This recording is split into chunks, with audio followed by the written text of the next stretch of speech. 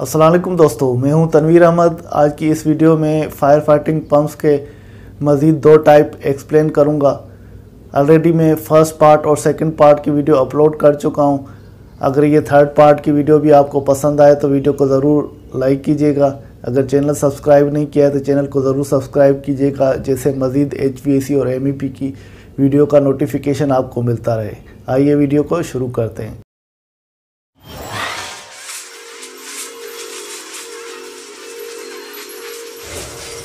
दोस्तों, vertical turbine fire pump जो NFPA 20 ने इजाज़त दी हुई है कि ये जो पंप है आप नेगेटिव सक्शन के लिए यूज़ कर सकते हैं। नेगेटिव सक्शन का मतलब ये है तो जो पानी आप इससे सक्शन कर रहे होंगे वो उसका जो सक्शन ग्राउंड लेवल से नीचे होगा और नीचे से ये पानी सक करेगा, और एक ग्रेड लेवल से नीचे होगा या इसकी टैंक नीचे बनी होगी तो नीचे से सक्शन करके ये आगे सप्लाई करेगा। और ये जो वर्टिकल टरबाइन पंप है ये रिवर में भी यूज़ होता है, लेक में भी यूज़ होता है, रॉ वाटर में भी। कोई भी पानी चलता हुआ हो और नीचे से आपको सक्शन करना है और सक्शन करके आगे जो प्रेशर या वाटर की फ़्लो की रिक्वायरमेंट के हिसाब से आपको सप्लाई करना है, तो ये वो रिक्वायरमेंट सारी फुलफ़िल कर सकता है। ये साफ़ पानी के लिए भी यूटिलाइज़ हो सकता है। रॉ वाटर जो प्रॉपर साफ़ नहीं है, जिसको हमें पानी को साफ़ करना पड़ता है, सपोज स्टेनर करना पड़ता है, जहाँ उसमें गंद कचरा है तो वो स्टेनर से इसमें रुक जाता है। ये वर्टिकल कॉलम टाइप का पंप होता है और वर्टिकल नीचे से पानी सक्शन करता है और सक्शन करके आगे जो हमारी रिक्वायरमेंट है पानी की या प्रेशर की तो वो फिल करता है। और ये जो पंप है तो बग़ैर प्राइमिंग के यूज़ होते हैं। बग़ैर प्राइमिंग से मतलब ये है तो अगर आप दूसरे पंप यूज़ करेंगे जो वर्टिकल टरबाइन के अलावा इनलाइन पंप हो गया, स्प्लिट केस पंप हो गया या सेंट्रीफ्यूगल के दूसरे पंप हो गए, अगर आप उसका सक्शन लेंगे तो वो नेगेटिव सक्शन होगा तो वो पानी नहीं उठाएंगे। तो पानी नहीं उठाएंगे तो हमें उसकी प्राइमिंग करनी पड़ती है। प्राइमिंग क्या होती है? तो वो सक्शन की हम एक टैंक लगा देते हैं और पानी कनेक्ट कर देते हैं।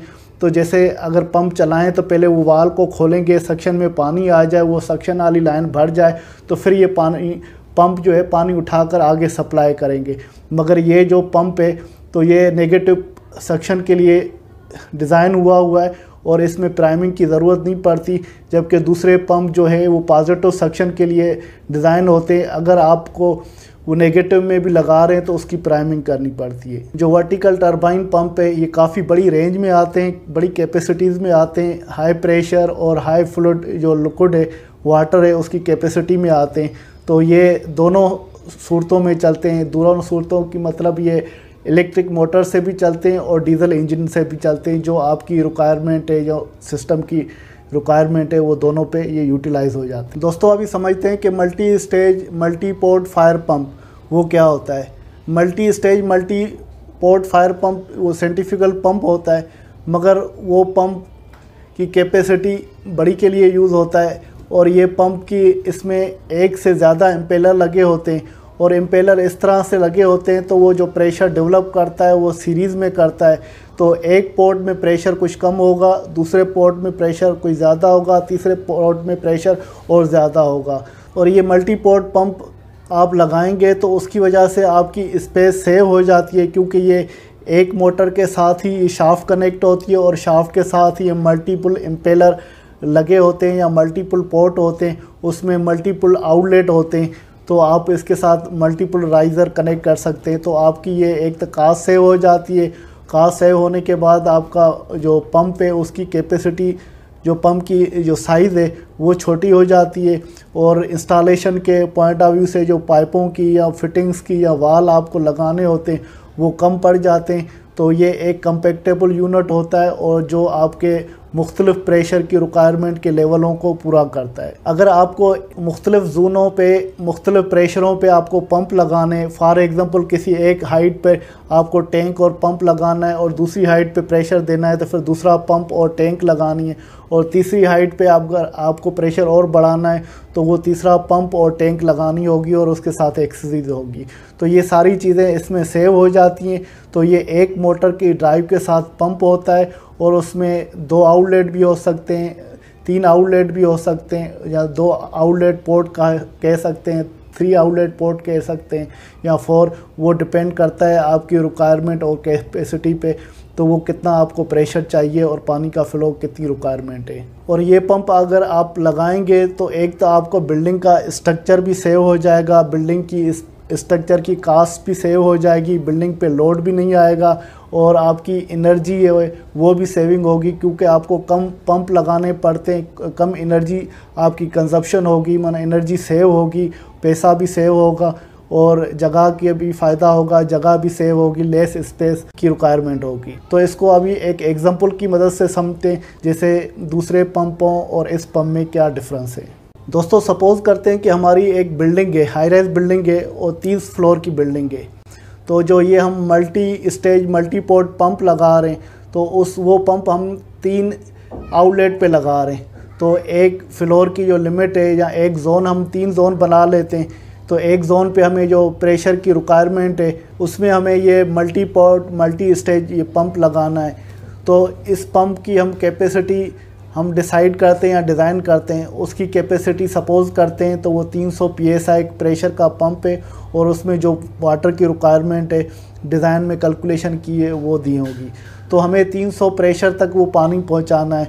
तो ये 300 प्रेशर तक अगर पानी हम ये पंप को देंगे तो वर्टिकल पानी नीचे से ऊपर जाता जाएगा, तो वो ग्रेजुअली ऊपर जाता जाता, क्योंकि हम नॉर्मली जो टॉप फ्लोर पे जो प्रेशर रख रहे होते हैं वो 75 या 100 PSI रख रहे होते हैं। तो सपोज़ करते हैं आपने टॉप पे 75 PSI रख लिया, तो नीचे आते आते वो 300 PSI प्रेशर हो गया। तो वो नीचे जो प्रेशर इंक्रीज़ हो रहा होगा, तो उसके लिए हमें PRV प्रेशर रिड्यूसिंग वाल लगाने होंगे या कोई और अरेंजमेंट करनी होगी, जो हमें स्प्रिंकलर का या हाइड्रेंट का या लैंडिंग वाल का जो भी आपका फायर फाइटिंग का सिस्टम लग रहा है, तो उसमें आपको प्रेशर मेंटेन करना है, क्योंकि जो 300 इतना प्रेशर नहीं होता। मैक्सिमम जो वर्किंग प्रेशर हम देते हैं ज़्यादा से ज़्यादा वो 150 तक दिया जाता है। तो वो ऑलरेडी मैं वीडियो बना चुका हूँ और किस पे कितना प्रेशर देना है वो भी वीडियो आप देख लीजिएगा, जैसे आपको मज़ीद मालूमात मिलेगी। बहरहाल इसका बताने का ये मकसद है कि हमारी 30 फ्लोर की हाई राइज बिल्डिंग है, तो उसको हम 3 जोन में डिस्ट्रीब्यूट करते हैं। एक जोन को हम ग्राउंड से 9th फ्लोर तक कंसीडर कर रहे हैं और दूसरे को हम 10 से 19 फ्लोर तक कंसीडर कर रहे हैं और तीसरे जोन को हम 20 से लेकर 30 फ्लोर तक कर रहे हैं। तो जो पहला जोन है, जो नीचे वाला जोन है, हमें उधर 100 PSI प्रेशर देना है और दूसरा जो जोन है क्योंकि ऊपर है तो उसको हमें प्रेशर 175 PSI देना है और तीसरा जो टॉप वाला जोन है उधर 300 PSI प्रेशर देना है। अगर वो प्रेशर हम वो देंगे तो हमारी जो डिज़ाइन की रिक्वायरमेंट पूरी होगी। तो नीचे वाले फ्लोरों पे आपने 100 PSI दिया, दूसरे जोन है उस पर आपने 175 PSI दिया और तीसरा जोन है उसको आपने 300 PSI प्रेशर दिया। तो ये 3 जोनों में डिस्ट्रीब्यूट हो गया। तो 3 आप मुख्तलिफ़ जोनों में जो भी सिस्टम लगा रहे हैं तो वो इसके जो पंप के जो आउटलेट होगा या आउटलेट जो पॉइंट है या पंप के डिस्चार्ज की लाइनें, तो वहाँ से आप 3 लाइनें निकालेंगे।